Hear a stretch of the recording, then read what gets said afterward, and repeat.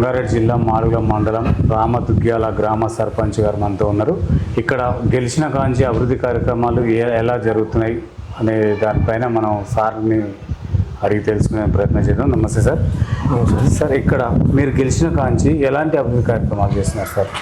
నా పేరు వర్తవ తిరుపతి, రంగారెడ్డి జిల్లా మాడుగుల మండలం రామదుగ్గ్యాల గ్రామ పంచాయతీ.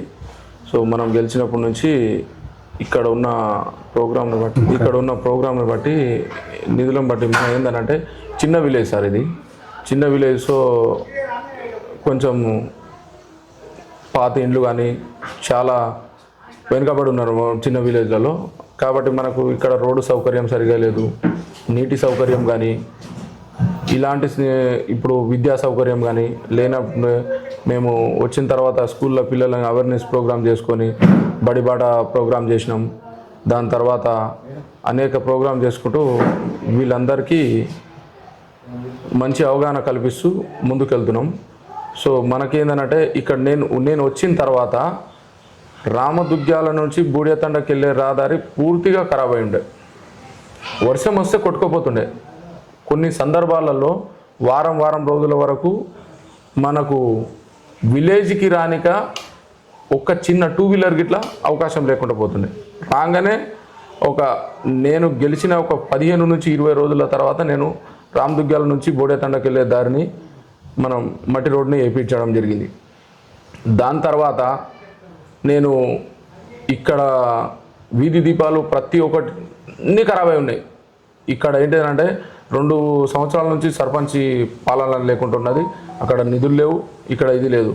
సో నేను రాగానే వీధి దీపాలు అన్నీ వెలిగించడం జరిగింది. ఇంకొకటి ప్రధాన మా రామదుగ్గ్యాల గేటు దగ్గర నుంచి ఊర్లోకి రావాలంటే నైట్ వచ్చే బస్సుకి ఏదైనా ఆడపిల్లలు కానీ లేడీస్ కానీ ఎవరైనా రావాలంటే చాలా ఇబ్బంది పడుతుంటారు.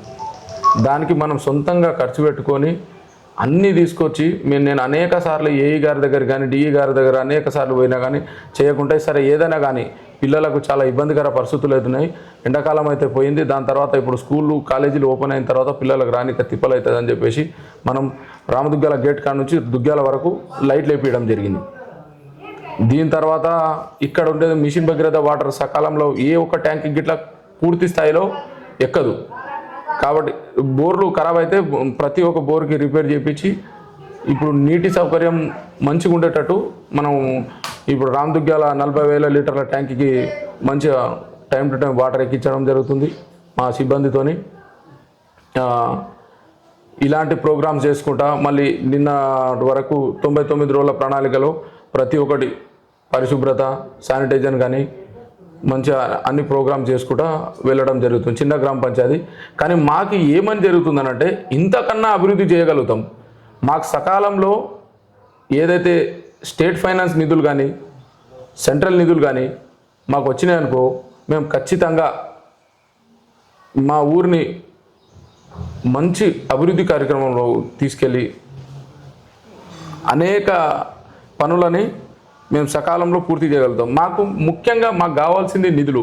ఇక్కడ రోడ్డు సౌకర్యం దాదాపు మాకు రోడ్డు సౌకర్యం 50 లక్షల రోడ్డు సౌకర్యం వచ్చేసి మాకు గౌరవ ఎమ్మెల్యే గారి తరపు నుంచి మాకు వచ్చినాయనుకో మేము ఖచ్చితంగా మా విలేజ్ని చాలా మంచిగా మనం మెయింటైన్ చేయగలుగుతామని మేము కోరుతున్నాం. సార్, ఇది ఉమ్మడి గ్రామ పంచాయతీలో ఉన్నప్పుడు ఇది ఎలాంటి అభివృద్ధి చెందింది? ఉమ్మడి గ్రామ పంచాయతీలో ఉన్నప్పుడు అయితే ఎటువంటి నిధులు ఇవ్వలే, ఈ ఊరు సైడ్ ఎవరు దిక్కు చూడలే సార్. ఎటువంటి నిధులు లేకుండా ఉమ్మడి గ్రామ పంచాయతీ ఉన్నప్పటి నుంచి నేను ఇదే రాజకీయంలో ఉన్నా. నేను ఇదే కాంగ్రెస్ పార్టీ తరపు నుంచి మా అమ్మ వార్డు నెంబర్, నేను గిట్లా ఒక వార్డు నెంబర్ హోదాలు ఉండే, మా అమ్మని నిలబెట్టుండే, నేను అప్పుడప్పుడు ఎమ్మడి తిరుగుతుండే. సో అప్పుడైతే అసలు ఘోరమైన పరిస్థితి. ఒక్క బ్లీచింగ్ పౌడర్ కానీ శానిటైజర్ కానీ వేయని పరిస్థితులు. ఈడ వాటర్ తీవ్రమైన ఇబ్బంది. ఈడ ప్రతి ఒక్క బాయి మోటార్ల దగ్గర నుంచి తాండాలలో నివసిస్తున్న వాళ్ళు అక్కడ నుంచి నీటి నింపుకొచ్చి తాగేవాళ్ళు. దాని తర్వాత ఇదే మిషన్ భగీరథ వాటర్ రావడం జరిగింది. కానీ ఇప్పుడున్న పరిస్థితులు ఏంటంటే మా గ్రామ పంచాయతీ సపరేట్ అయిన తర్వాత కొంచెం వీధి దీపాలకు కానీ కొంచెం సపరేట్ బోర్లు వేయించుకోవడం కానీ ఇప్పుడు స్టెప్ బై స్టెప్ మెల్లగా వెళ్ళడం జరుగుతుంది. కానీ మాకు సకాలంలో నిధులు వస్తే మాత్రం ఇంకా అభివృద్ధి చేస్తామని మా యొక్క అభిప్రాయం. సార్ గత ప్రభుత్వం కూడా 10 సంవత్సరాల అధికారంలో ఉంది. ఎందుకు ఈ తాండాలను ఎందుకు అభివృద్ధి చేయలేకపోయారు సార్? గత ప్రభుత్వంలో ఉన్న మా ఏదైతే ఉన్నదో ఇక్కడ గుర్తించుకోలేకపోయారు సార్. ఎవరు పోయి బయటికి వెళ్ళి చెప్పి ఇవి తాండాలు వెనుకబడి ఉన్నాయి అని చెప్పడం కానీ చేసేటోళ్ళు కానీ ఎవరు లేరు. ఆ విధమైనటువంటి అంశాలు ఉన్నప్పుడు ఇది వెనుకబడిపోయి ఉన్నాయి సార్. ఇవాళ మాకు ఒక గ్రామ పంచాయతీ బిల్డింగ్ లేదు సార్. ఇక్కడున్న ఏదైతే ఇక్కడున్న ప్రజలు కానీ ప్రతి ఒక్కరు కానీ చేసుకోవాలనంటే ఒక వ్యక్తిని మంచి సెలక్షన్ చేసుకొని ముందుకు తీసుకెళ్తే అతని ద్వారా ఏదైనా అభివృద్ధి పనులు జరుగుతాయనే కోణంలో ఆలోచించాలి. కానీ మన ఇక్కడ జరిగింది ఏంటంటే చిన్న మిస్టేక్ జరగడం ఏంటంటే నిధులు లేవు, ప్లస్ తీసుకొచ్చే వ్యక్తి లేరు. గతంలో మనకు తెలిసిన ప్రకారంగా సార్ ఇది. కానీ ఇప్పుడైతే మాకు నిధులు సకాలంలో వస్తే మాత్రం నేను ఖచ్చితంగా అభివృద్ధి చేయనికనే నేనున్నాను. ఇప్పటికి లాస్ట్ టైం నేను డిప్టీ సర్పంచ్గా చేసిన, ఈసారి సర్పంచ్గా చేసిన కాబట్టి నేను 100% నేను నిధులు మాత్రం వస్తే నేను 100% మాత్రం అన్ని పనులు పూర్తి చేయడానికి తయారు. సరే, ఈ తండ 99 రోజుల ప్రణాళికల అభివృద్ధి చెందింది అనుకుంటున్నారా? ఖచ్చితంగా అందరినీ అవేర్నెస్ ప్రోగ్రామ్ తీసుకొస్తున్నాం. ప్రతి ఒక్క గ్రామ సభలో కానీ ప్రతి ఒక్క కూర్చున్న దగ్గర కానీ మేము అందరికీ చెప్తున్నాం, మీరు ఫస్ట్ ఏదైతే ప్రోగ్రామ్స్ ఉన్నాయో ఇప్పుడు ఎల్లినో ప్రభావం వల్ల ఏ విధమైనటువంటి కరువు వస్తుంది దాన్ని ముందుగానే చెప్తున్నాం. మాకు కూడా అనేక సార్లు కలెక్టర్ సార్ ప్రోగ్రాం జరిగింది. దాని ద్వారా ప్రజలందరికీ కానీ ప్రతి సన్నకారు రైతులకు కానీ చెప్తున్నాం, మీరు ఇంటికి ఒక ఇంకుడు గుంత కానీ ఊట గుంటలు కానీ పంట గుంతలు కానీ ఖచ్చితంగా చేసుకోవాలనే ముందస్తు జాగ్రత్తలు తీసుకోవాలని ప్రతి ఒక్క రైతులకు కానీ మేము తెలియజేయడం జరుగుతుంది. సార్, గతంలో ఇక్కడ విద్యా వైద్యం లేదు, అసలు కనుమరుగైపోయింది అన్నారు సార్. ఇప్పుడు మీరు ఎలా సాధ్యమవుతుంది విద్యా వైద్యాన్ని? ఎలా మేము ఇక్కడ ప్రోగ్రామ్ ఏమేమి చేసినామనంటే విద్య గురించి చెప్తున్నాం. విద్య గురించి ముఖ్యంగా వైద్యం అంటే ఇక్కడ లేదు. ఏదైతే హాస్పిటల్కి వెళ్ళాలంటే 20 వెళ్ళాలి మేము. కాబట్టి సో విద్య గురించి చెప్పాలని అంటే ఇక్కడ నుంచి స్కూల్ వెళ్ళిపోతుంది. గవర్నమెంట్ ఒక్క స్టూడెంట్ పైన ఒక నెలకి సుమారు 70,000 రూపాయలు ఖర్చు పెడతారు.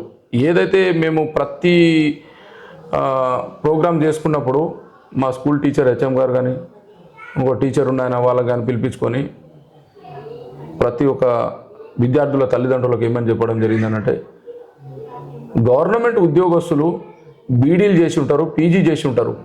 ఇవాళ మీరు ఇక్కడ నుంచి ప్రైవేట్ స్కూల్ పంపిస్తారు. ప్రైవేట్ స్కూల్ పంపించినప్పుడు అక్కడున్న విద్యా వ్యవస్థ ఎట్లా ఉంటుందంటే ఒక ఇంటర్ చేసిన వాళ్ళను ఒక డిగ్రీ చేసిన వాళ్ళను తీసుకొచ్చి ఆ విద్యా సంస్థను నడిపిస్తుంది. కానీ ఇక్కడ ఇలాంటిది కాదు. ప్రతి ఒక్క టీచర్స్ కానీ బీడీ కానీ టెట్ కానీ పాస్ అయితేనే వాళ్ళకు గవర్నమెంట్లో ఉద్యోగం దొరుకుతుంది.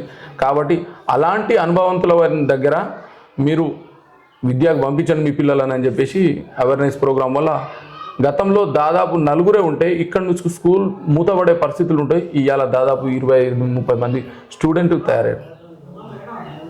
సార్, ఇక్కడ నిరుద్యోగ యువతకి ఉపాధి లేదు అంటే చాలామంది ఉద్యోగాలు లేక చాలా ఇబ్బంది పడుతున్నారు సార్. జాబ్ మేళ ద్వారా ఏమైనా ఉద్యోగాలు అవకాశాలు ఉన్నాయంటారా ఏదైనా కంపెనీల ద్వారా? కానీ ఇప్పుడు మనకు తెలిసిన ప్రకారంగా మన దగ్గరలోనే ఫ్యూచర్ సిటీ కానీ గౌరవ ముఖ్యమంత్రి వర్యులు మన ప్రాంతానికి చెందినవాడు కాబట్టి మన దగ్గరలో ఫ్యూచర్ సిటీ వల్ల ఫ్యూచర్లో డెవలప్ అయితే మాత్రం ఖచ్చితంగా వాళ్ళకు ఏదైనా సరే ఉపాధి కలిగే అవకాశం ఉంటుందని మేము అనుకుంటున్నాం మా ముఖ్యమంత్రి ద్వారా. సార్, మొన్న జరిగిన అంటే ఇప్పుడు జరుగుతున్న సార్ ప్రోగ్రాం ద్వారా అందరిలో చైతన్యం వచ్చిందంటారా సార్? ఓటర్లలో ఖచ్చితంగా చైతన్యవంతం వచ్చింది. ఓటర్లు అంటే నాకు ఒకటి గుర్తు, బిఎల్ఓ ప్రోగ్రాం ద్వారా ఓటర్లు ప్రతి ఒక్క నమోదు కార్యక్రమం చేసిన ద్వారా సిటీలో ఉన్న వాళ్ళని కానీ విలేజ్లో ఉన్న వాళ్ళని కానీ ఇవాళ కన్సల్టేషన్ చేసి ఒకటే ఓటు విధానాన్ని తీసుకొచ్చిన మనము చాలా గ్రేట్ అనుకోవాలి ఇది. సో ఎవరైతే ఇక్కడ కన్న తల్లిని జన్మభూమిని మర్చిపోని వాళ్ళు ఎవరైతే ఉన్నారో వాళ్ళు ఖచ్చితంగా ఇక్కడ ఓటు నమోదు చేసుకుంటారు.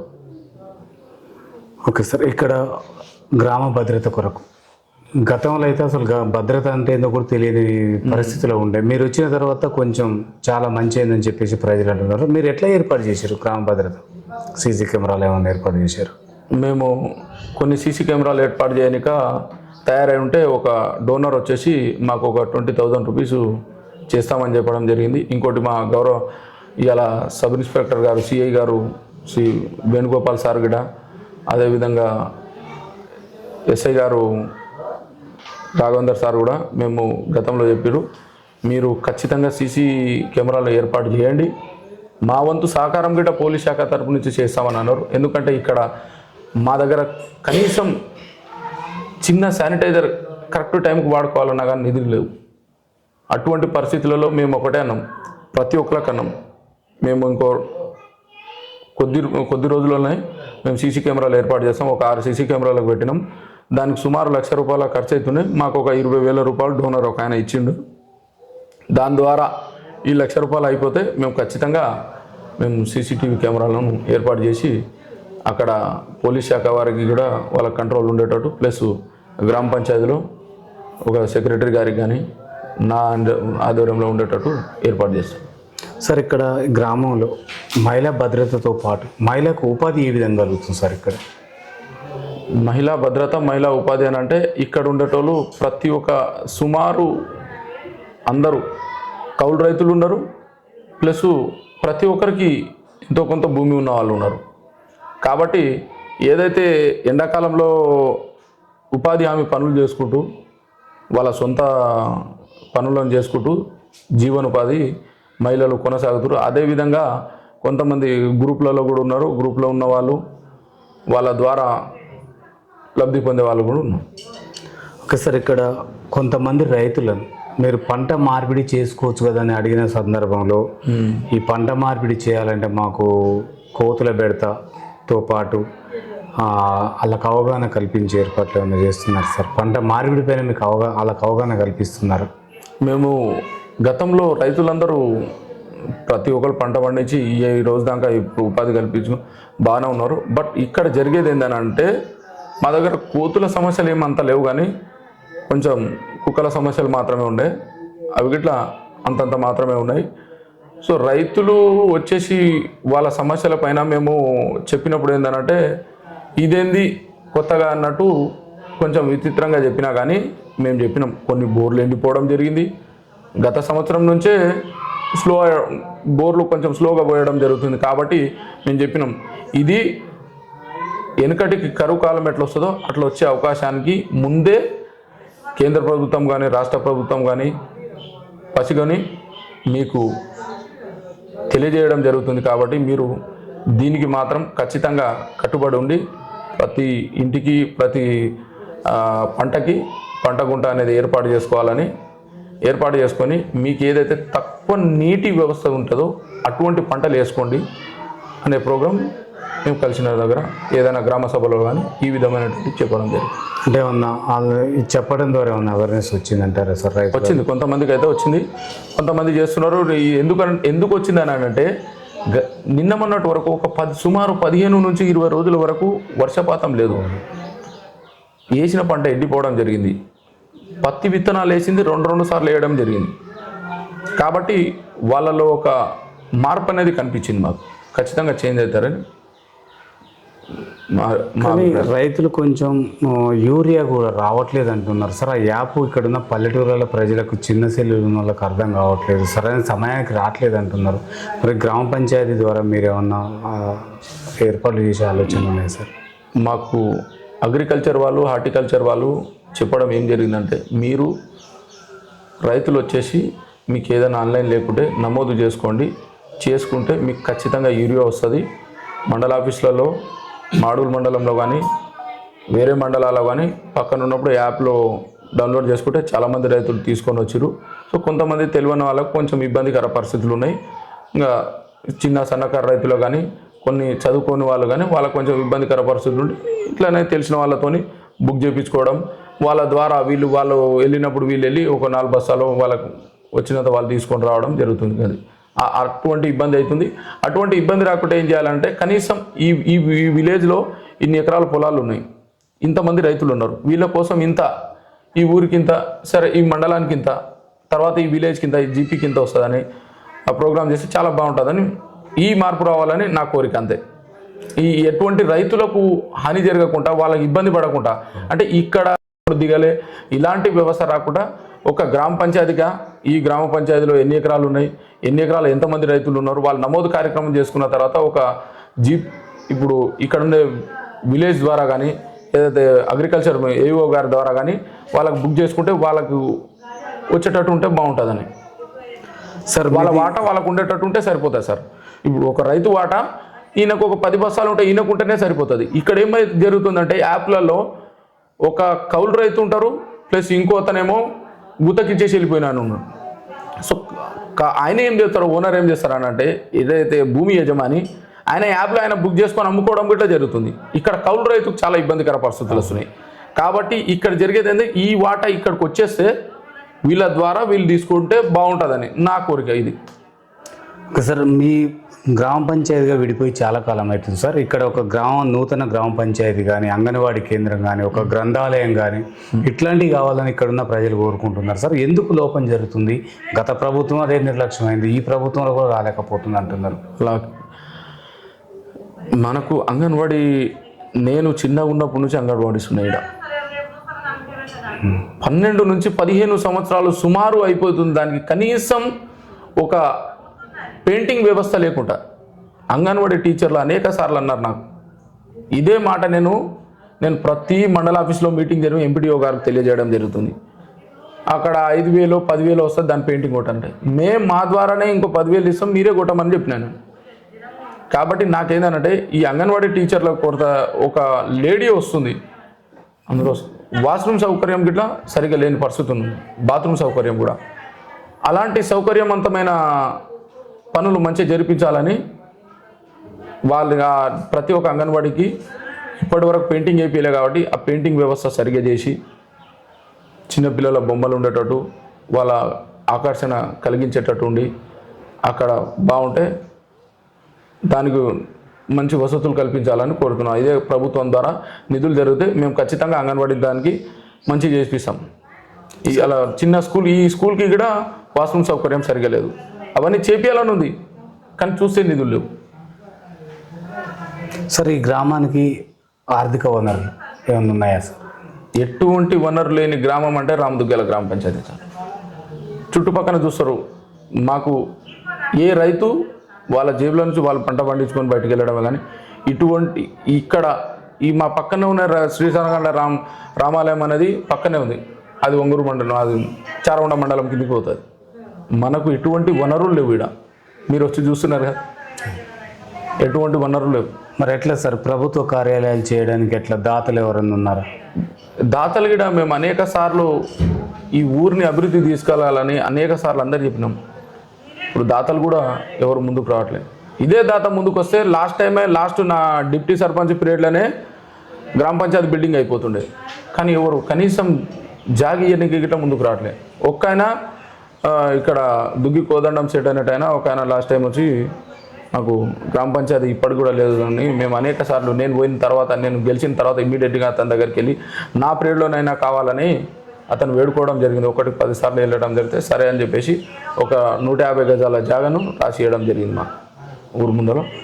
దానిలో జీపీ బిల్డింగ్ కట్టాలని కోరిక. సార్ ఈ గ్రామానికి మిషన్ భగీరథ వాటర్ రావట్లేదు అంటున్నారు, ఎక్కడ లోపం జరిగింది సార్? ఏమన్నా మిషన్ భగీరథ వాటరు పైనుంచే ఎటువంటి ప్రెజర్ రావట్లేదండి.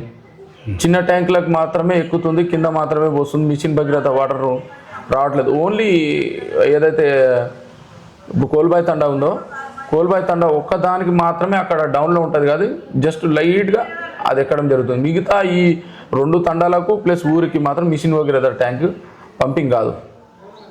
ఎందుకు లోపం ఏంటండి?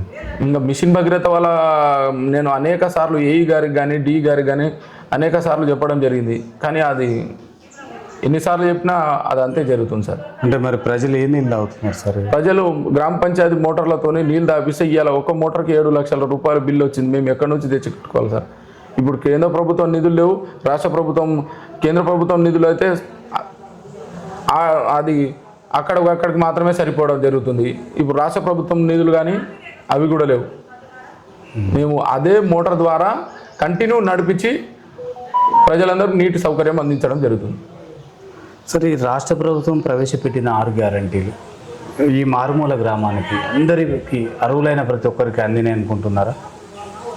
రాష్ట్ర ప్రభుత్వం చేసిన 6 గ్యారంటీలు అది ఒక మా విలేజ్లలో ఒక 8 ఇండ్లు ఇందిరమ్మ ఇండ్లు రావడం జరిగింది.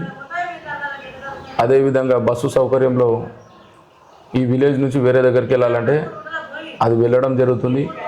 మిగతా సౌకర్యాలు గిట సకాలంలో అందిస్తే గౌరవ ముఖ్యమంత్రి గారు మేము ఇక్కడ నుంచి మా గ్రామ పంచాయతీ తరపు నుంచి మా ప్రజలందరి తరపు నుంచి మేము ధన్యవాదాలు తెలుపుతున్నాం. ఆ విధంగా సార్ ఇక్కడ ఎమ్మెల్యే గారు రావడం జరిగిందా ఏమైనా అభివృద్ధి కార్యక్రమాల పైన? అభివృద్ధి కార్యక్రమాలు అంటే ఎటువంటి ఏం జరగలే ఇక్కడ ఇప్పటి వరకు. మాకు గౌరవ ఎమ్మెల్యే గారు మేము పిలిస్తే ఖచ్చితంగా వస్తారు, మా ఊరిని గిట్లా అభివృద్ధి చేస్తారనే ఆశతో ఉన్నాం. అదే సార్ అనేక సార్లు పోయి వినతి పత్రం ఇచ్చినాం. మాకు రోడ్డు సౌకర్యం చాలా అస్తవ్యస్తంగా ఉంది. ప్లస్ డ్రైనేజ్ వ్యవస్థ కానీ, సీసీ రోడ్లు కానీ, రోడ్డు సౌకర్యం కానీ మాకు ఎటువంటి నిధులు గౌరవ ఎమ్మెల్యే గారి తరఫున కానీ మా ఎంపీ గారి తరఫున కానీ నిధులు వస్తే మా ఊరిని బాగా చేర్చుకుంటామనే కోణంలో వెళ్ళినాం. సరే సార్కి టైం దొరకకనా లేకుంటే వేరే వేరే కారణాల వల్ల రాలేకపోయారు. కానీ ఖచ్చితంగా మాకు గౌరవ ఎమ్మెల్యే గారికి ఊరికి తెప్పించుకొని ఊరు మంచి అభివృద్ధి కార్యక్రమంలో తీసుకెళ్లాలని కోరుకుంటున్నాం. సార్ ఇంకుడు గుంతల పైన మీరు ప్రజలకు ఎలాంటి అవగాహన కల్పిస్తున్నారు? ప్రజలందరికీ ప్రతి ఇంకుడు గుంత ఇక్కడ డ్రైనేజ్ వ్యవస్థ లేదు కాబట్టి ఇంకుడు గుంతల పైన ఖచ్చితమైన అవగాహన వాళ్ళకి తీసుకొచ్చి ప్రతి మురుగునీరు ఒక చుక్క కూడా బయటికి తీసుకెళ్లకుండా చేయాలనే కోరిక. సార్ ఇప్పుడు వర్షాకాలం ఈ ఆరోగ్య విషయంలో ఎట్లాంటి జాగ్రత్తలు తీసుకుంటున్నారు సార్? వర్షాకాలం ఆరోగ్య విషయంలో ప్రతి ట్యాంక్కి మా సిబ్బందితోని ప్రతి నెలకు 2 నుంచి 3 సార్లు ప్రతి ట్యాంక్కి కడిగించడం జరుగుతుంది. మా మోటార్లు సకాలంలో చూసుకుంటున్నాం. ఆ విధమైనటువంటి ఇక్కడ ఉన్న వాళ్ళకి ఎటువంటి చిన్న ప్రాబ్లమ్స్ ఉన్నా కానీ ఇమ్మీడియట్లీగా మీరు ఇర్విన్ హాస్పిటల్కి వెళ్ళి చూపించుకోవడం అని చేయమని చెప్తున్నాం. అక్కడ ఉన్న డాక్టర్లకి ఇట్లా నేను ఒక 2 సార్లు కలిసి మా ప్రజలు ఎవరైనా వస్తే వాళ్ళకి సకాలంలో మంచి చెక్ చేయమని చెప్పడం జరిగింది. సార్ హరితహారంలో భాగమైన ఒకటి నర్సరీలో మీరు ఎలాంటి మొక్కలు నాటుతున్నారు? మొక్కల పంపిణీ కార్యక్రమం చేశారా సార్? మొక్కల పంపిణీ కార్యక్రమం చేసినాం. మొక్కలు కొన్ని నాటినాం. ఇక్కడ నుంచి మేము ఒక 300 మొక్కలు నాటాలనే సంకల్పంతో ముందుకు వచ్చినాం. మన దగ్గర కనీసం ఈడ నర్సరీ సౌకర్యానికి ఇది లేకుంటుంటే ఒక 10,000 ఫస్ట్ 10,000 ఉండే, తర్వాత 5,000 చేసుకున్నాం. 5,000 ఇర్విన్ విలేజ్లో పెట్టడం జరిగింది. ఈసారికి ఖచ్చితమైన మొక్కలను మేము ఏంటంటే ప్రతి ఒక్క పక్షికి పనికొచ్చేటట్టు, ప్రతి ఒక్క జంతువులకు పనికొచ్చేటట్టు పండ్ల తోటలు కానీ, పండ్ల మొక్కలు కానీ, ఏదైతే కొన్ని ఖర్జూరాలు కొంచెం మంచి ఏదైతే పనికొచ్చేటట్టు ఒక అలాంటి మొక్కలను సెలక్షన్ చేసుకొని పెట్టాలని కోణంలో ఉన్నాం. సార్ ఇక్కడ రోడ్డు కాంచి ఇక్కడికి రోడ్డు మార్గం కావాలంటున్నారు సార్. ఆ రోడ్డు మొత్తం కూడా కచ్చర ఉంది అంటున్నారు. లైట్లు మాత్రమే వేయించిండు సర్పంచ్ గారు, కానీ రోడ్డు కూడా తెప్పిస్తే బాగుంటుంది అనేది ఒక ప్రజల్లో మాత్రం మంచి నేమ్ ఉంది సార్. మరి రోడ్డు కూడా ఏర్పాటు చేసే ఆలోచనలు ఉన్నాయి? ఖచ్చితంగా రోడ్డుకి ఏర్పాటు చేద్దాం. గౌరవ ముఖ్యమంత్రి గారి ద్వారా మేము మా ప్రాంతానికి సంబంధించిన మా గౌరవ రేవంత్ రెడ్డి గారికి, ముఖ్యమంత్రి గారికి, అదేవిధంగా మా కసిరెడ్డి నారాయణ రెడ్డి సార్ మా గౌరవ ఎమ్మెల్యే గారికి, అదేవిధంగా మా ఎంపీ గారికి కూడా నిధులతోనే, ఎంపీ గారి నిధులతోనైనా మా ఎమ్మెల్యే గారి నిధులతోనైనా మేము రోడ్డు సౌకర్యం ఖచ్చితంగా చేసుకొని మా విలేజ్లో బొడ్రాయి పండుగని జరిపించుకోవాలనే కోణంలో మేము ఉన్నాం. ఈ అభివృద్ధి కార్యక్రమం జరిగిన తర్వాత మేము ఊర్లో బొడ్రాయి పండుగని చేసుకొని ప్రతి ఒక్క అభివృద్ధి కార్యక్రమం చేసుకోవాలనే కోణంలో మేము ఉన్నాం. సార్ రోడ్డు విషయంలో ఎట్లా మంత్రి గారికి ఏమన్నా వినతులు ఇవ్వడం జరిగింది? మేము గౌరవ ఎమ్మెల్యే గారికి 2 సార్లు వినతి పత్రం ఇవ్వడం జరిగింది. సో దానికి సంబంధించిన టెండర్ నిధులు పెద్దవి కొంచెం వచ్చినప్పుడు మేము ఖచ్చితంగా మీకు పెట్టడం జరుగుతుంది. అప్పుడు దాకా కొంచెం వేచి ఉండనని చెప్పడం జరిగింది. మేము నెక్స్ట్ గౌరవ ఎంపీ గారి దగ్గరికి ఇట్లా వెళ్తాం. వాళ్ళ దృష్టికి ఇట్లా తీసుకెళ్తే మాకు ఎంపీ గారు మంచిగానే సలహా ఇస్తారని మాకు కోరిక. సార్ ఇక్కడ భూ సమస్యలు కూడా చాలామంది భూ సమస్యలు ఉన్నాయి సార్. అవి పురాతన నుంచి ఉన్నాయి, కొన్ని ఉన్నాయి, ధరణి ద్వారా కొన్ని ఉన్నాయి. ఆ భూ సమస్యల పైన భూభారతి ద్వారా మీరు ఎలా పరిష్కరిస్తున్నారు సార్? భూ సమస్యలు అని అంటే ఇక్కడ మక్తదారులు సార్ 600 ఎకరాలు కుంటోళ్ళకి ఇక్కడ మక్తదారులు. దాని తర్వాత అనేక మందికి రిజిస్ట్రేషన్ చేసుకోవడం జరిగింది. ఇక్కడ మొత్తం పట్టల్యాండ్లే ఇప్పుడు అందరు తీసుకోవడం జరిగింది. ఈ ధరణి మార్చినప్పటి నుంచి ధరణి మారిన తర్వాత కొంతమంది పేర్లు వాళ్ళ పేరు మీదనే పడిపోతే ఇవాళ రైతులకు చాలామందికి సతాయిస్తున్నారు. మాదే అదని వాళ్ళకి పీడించి తింటున్నారు. వాళ్ళ పేర్లు ఎక్కించుకొని రైతులకు ఇవాళ పీడించి తింటున్నారు. వాళ్ళ చిన్న సన్నకారు రైతులు కొంతమంది దగ్గర 10 లక్షలు తీసుకోవడం జరిగింది, కొంతమంది దగ్గర ఎకరాలు తీసుకోవడం జరిగింది. అలాంటి దౌర్జన్యమైన కార్యక్రమం చేస్తున్నారు. తెలిసిన వాళ్ళే, తెలియని వాళ్ళైతే వేరే విషయం. కొన్ని చదువుకున్న వాళ్ళు, కొంచెం విద్యావంతులు వాళ్ళు, అనేక రాజకీయం చేసిన వాళ్ళు ఉన్నారు. వాళ్ళ ద్వారా ప్రజలందరికీ చాలా ఇబ్బందికరమైన పరిస్థితులు పెడుతున్నారు. సో ఈ విషయాన్ని అయితే గౌరవ ముఖ్యమంత్రి గారికి దాకా తీసుకెళ్తాం మేము.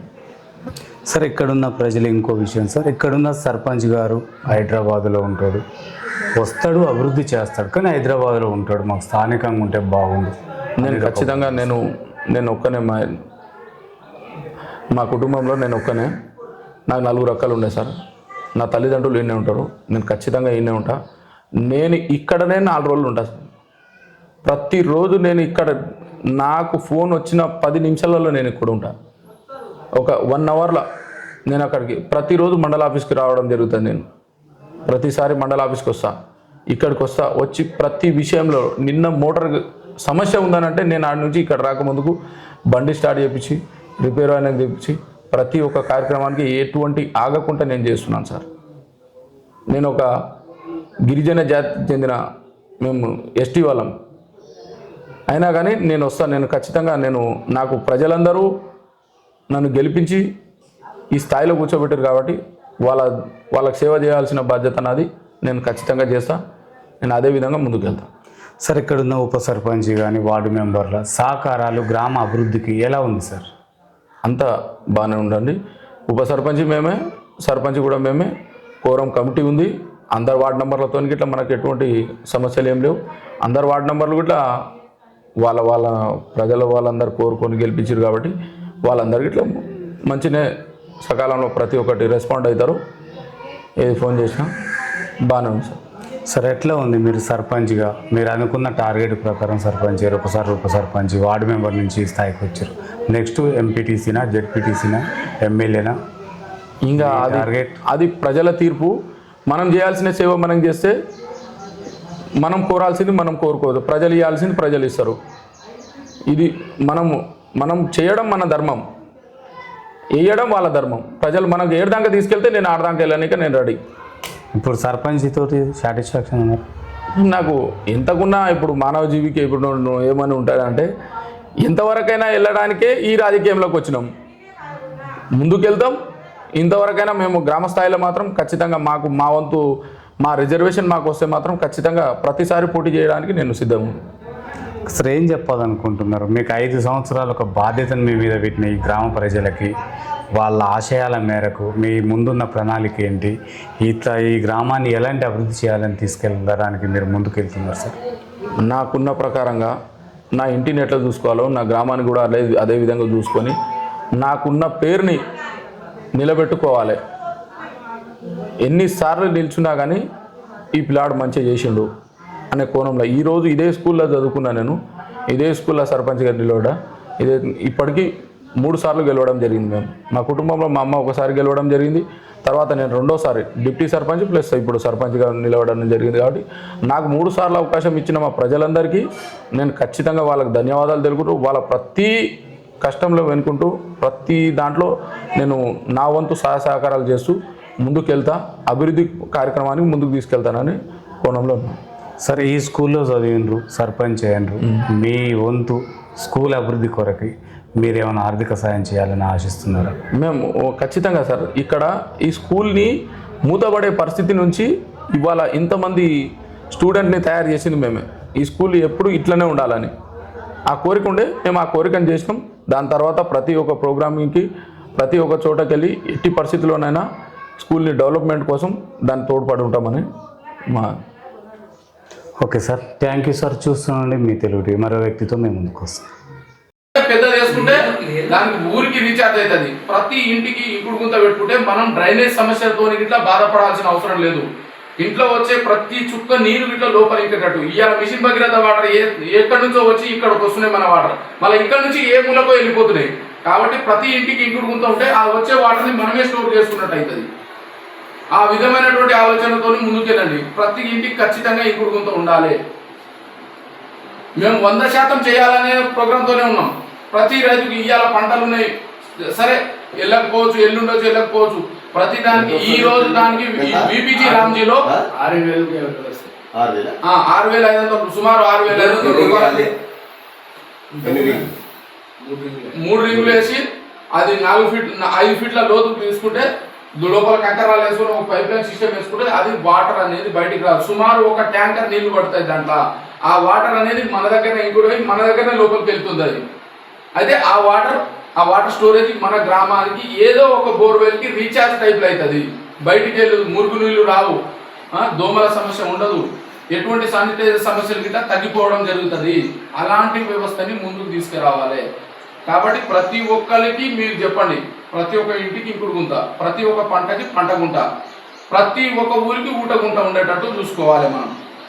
ప్రతి ఒక్క బోర్వెల్ రీఛార్జ్, ఇప్పుడు చిన్నకారు సన్నకారు రైతులు ఉంటారు, 2 ఎకరాలు 3 ఎకరాలు ఉన్నారు, తక్కువ వస్తున్నారంటే బోర్ రీఛార్జ్ వేలు పెట్టుకోమని చెప్పండి. ప్రతి ఒక్క సన్నకారు 2 బోర్లు ఉన్నాయనుకో, ఒక గుంత పెట్టించుకొని దాంట్లో కవర్ పెట్టించుకొని ఆ వాటర్ ఫోర్సింగ్ ఎక్కువ చేసుకునేటట్టు ఆ విధంగా గిట్లా చేసుకోవచ్చు. ఇది విబిజి రామ్జీలో. ఇంతకుముందు ఎన్ఆర్జీఎస్ ఉండే, ఎన్ఆర్జీఎస్ దాంట్లో 100 రోజుల పనే ఉండే, ఇవాళ 125 రోజుల పని ఇస్తున్నాడు విబిజి రామ్జీలో.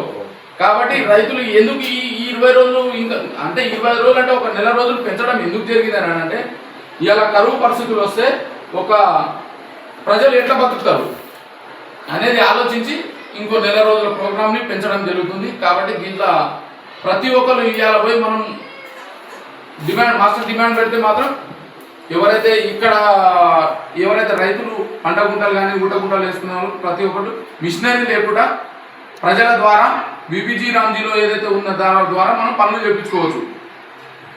మనం ఇప్పటికే అప్డేట్ కావాలి. ఖచ్చితమైనటువంటి పరిస్థితులు నెక్స్ట్ టర్మ్ వరకు మనం వచ్చే సంవత్సరం వరకు ప్రతి ఒక్క ఇంటికి మురుగు నీరు బయటికి రాకుండా ప్రతి ఒక్క ఇంటికి ఇంకుడు గుంత, ఏ రైతుకు అవసరం ఉంటుందో వాళ్ళ బోర్వెల్ రీఛార్జ్ గుంతలు కానీ అలాంటివి చేసుకోమని చెప్తున్నా. ప్రతి ఒక్క గ్రూప్లలో ప్రతి ఒక్కరికి నేను వాట్సాప్ చేస్తున్నా. ప్రతి ఒక్కరి ప్రభుత్వం అవగాహన వాట్సాప్ గ్రూప్లలో ఏమొస్తున్నాయి నేను ప్రతి ఒక్కరికి పంపిస్తున్నా. అవి మీకు ఏమైనా డౌట్ ఉంటే గ్రామ పంచాయతీ కాడికి రండి. గ్రామ పంచాయతీ కాడికి వచ్చి సెక్రటరీ గారిని అడగండి. తర్వాత స్టోర్ వస్తుంది. మన అగ్రికల్చర్ వాళ్ళని, హార్టికల్చర్ వాళ్ళని వాళ్ళ నెంబర్ ఇస్తాం. మీకు ఏమైనా డౌట్ ఉంటే చెప్పండి. మీకు ఎంత పెద్ద గుంత కావాలన్నా, మీకు ఎంత పెద్ద వాటర్ స్టోరేజ్ కావాలన్నా కానీ ప్రభుత్వం కల్పించడానికి తయారున్నది. ఇటువంటి అవకాశానికి విడిచిపెట్టకుండా వినియోగం చేసుకోవాలని కోరుతున్నాను.